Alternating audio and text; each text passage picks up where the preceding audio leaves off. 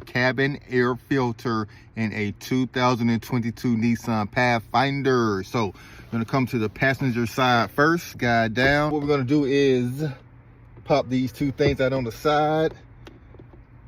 There's two little notches. You just kind of squeeze them in and lower them down. And there is another one. You just pull this out with your hand.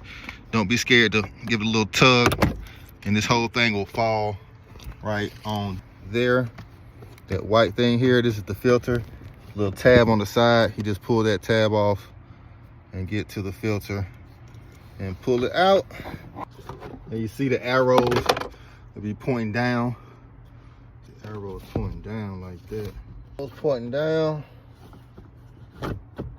Pop that in. Bye-bye. Let's pop this back up here. Back on the side. Just like that.